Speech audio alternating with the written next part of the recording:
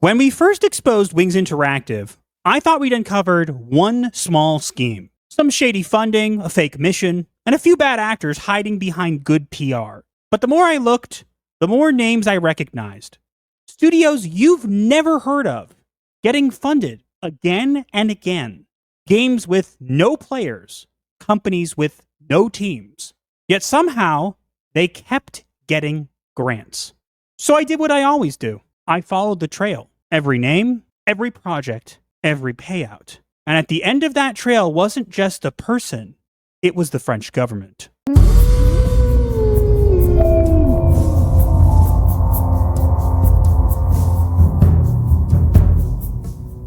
Hello, and what is going on, everybody? It is Master of the TDS, and I'm joined by my lovely wife, Writing Raven. Welcome back to Gothic Therapy. We've already exposed Wings Interactive as a front for Landfall Games, but today we're going deeper, because this wasn't just one shady company, this was a part of something much bigger, something baked into the system itself. And since YouTube probably isn't thrilled about us unraveling it, join the night shift by hitting that like and subscribe button.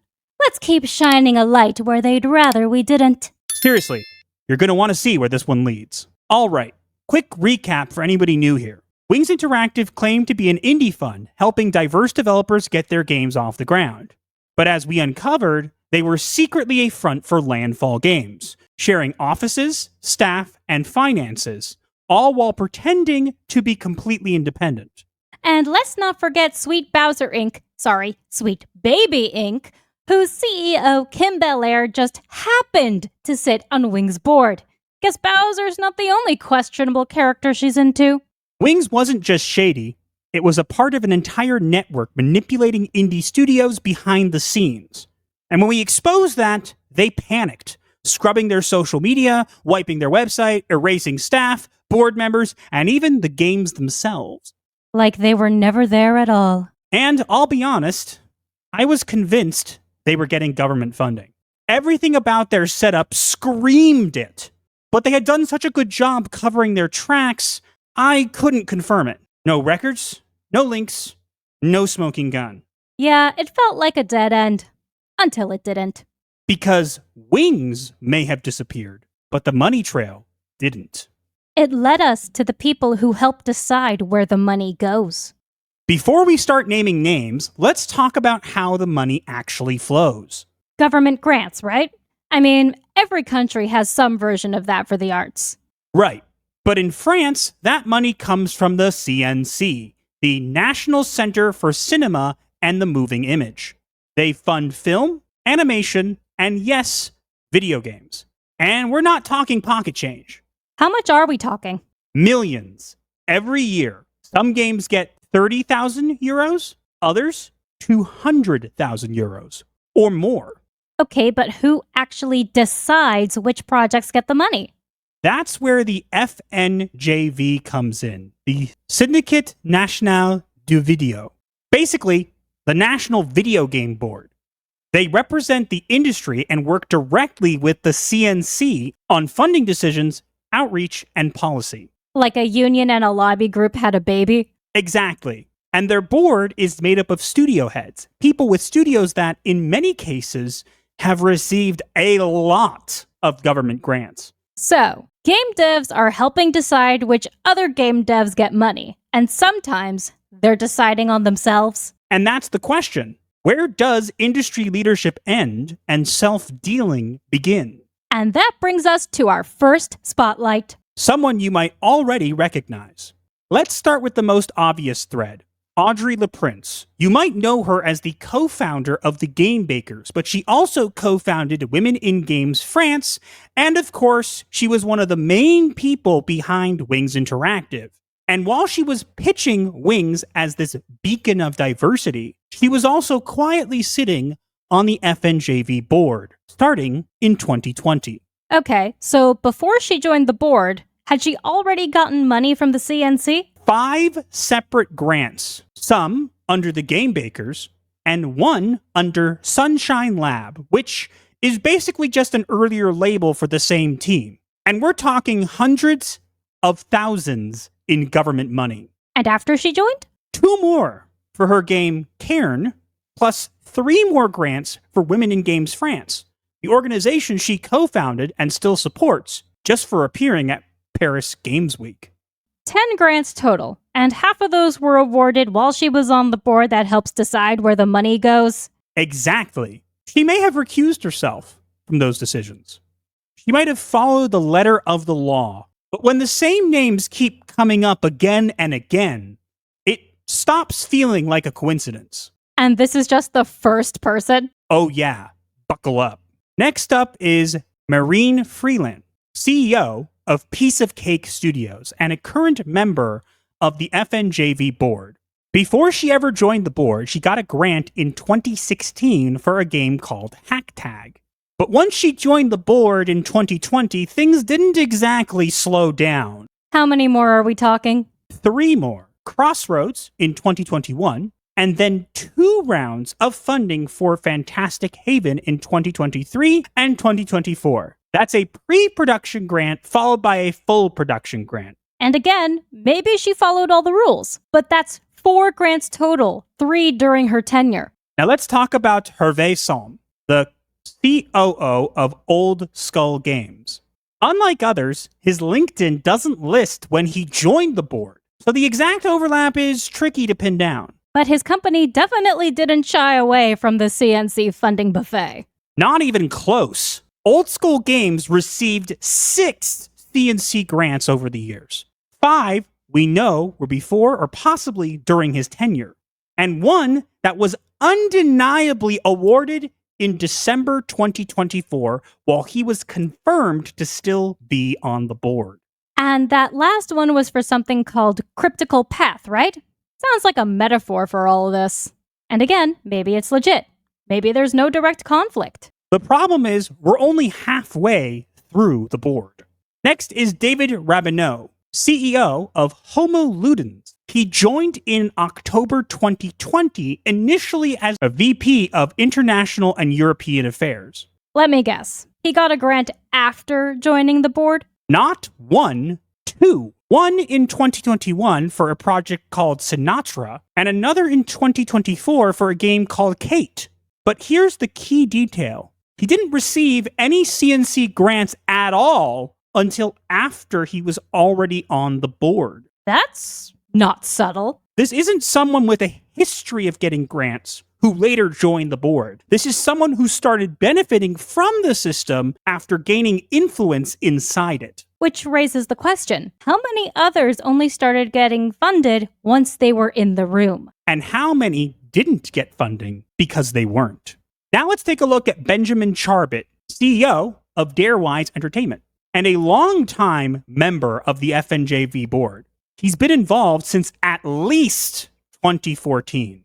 So he was part of the system for a long time. What about grants? He received 1 in 2017 for a project called Corvus, and yes, he was already serving on the board at the time.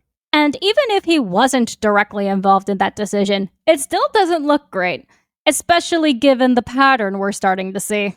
Exactly, because now we've got multiple board members, all with ties to studios, receiving government grants during their time in power.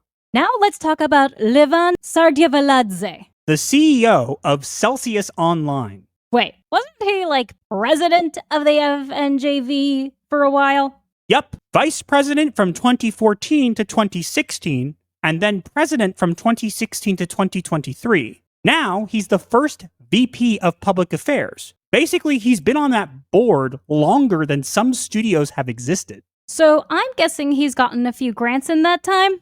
Actually 2. 1 before he joined, and 1 after.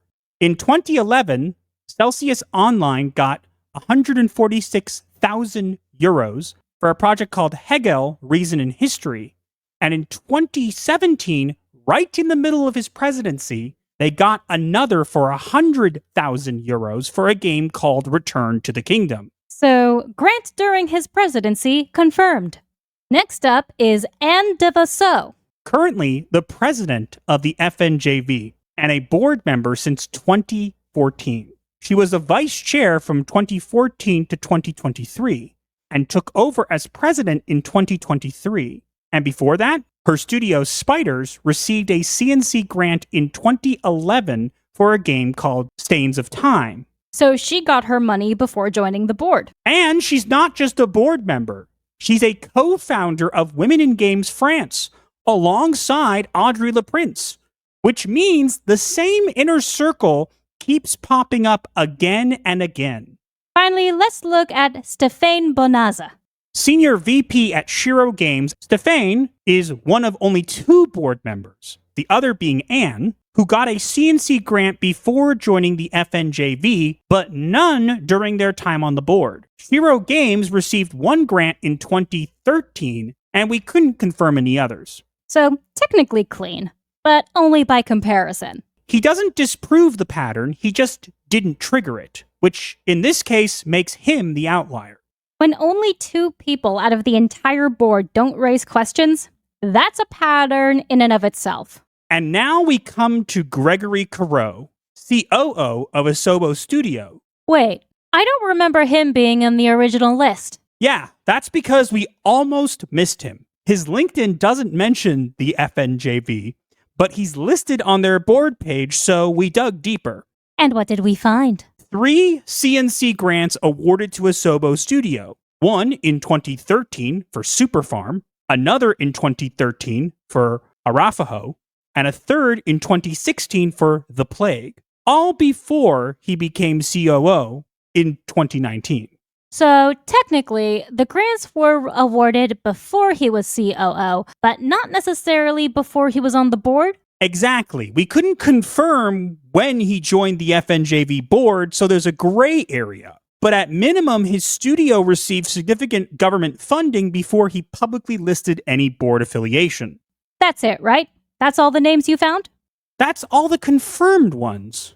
We focused on the board members we could directly link to CNC funding, but there are others with vague histories, silent partners, or studios that don't disclose much of anything. And even with just the confirmed ones, this isn't pocket change. Not even close. Between their companies, pet projects, and affiliated organizations, the total amount of CNC grant money awarded to SNJV board members and their companies comes out to €3,591,950. Which converts to $3,882,306 US. And that's using a conservative exchange rate. 8 confirmed board members. 2 got grants before joining. 1 had unclear overlap. 5 received them while already serving. Some once, some repeatedly, all connected, all trusted to help decide where the money goes. Maybe they followed the rules. Maybe they recused themselves. Maybe this is just how it works in the industry. But if the people deciding who gets the money are also the ones getting it, how is anyone on the outside supposed to compete? It's like a closed circle, and everyone else is locked out. We're not saying it's fraud. We're not saying it's illegal. We're saying this is what it looks like when the system funds itself. One last thing before we go. We still can't confirm that Wings Interactive ever received CNC money directly. But one of their funded games? We can. December 2020, Don't Forget Me, developed by the Moon Pirates, one of the studios listed on Wings' now erased games page on their website, received €90,000 in CNC funding. So even if Wings didn't cash the checks themselves, their network still did. And that's the point. It's not just about the money, it's about the machine. And if this is happening in the French government, who's to say it isn't happening elsewhere? And if it is, how many more systems are quietly rigged to reward the ones already inside?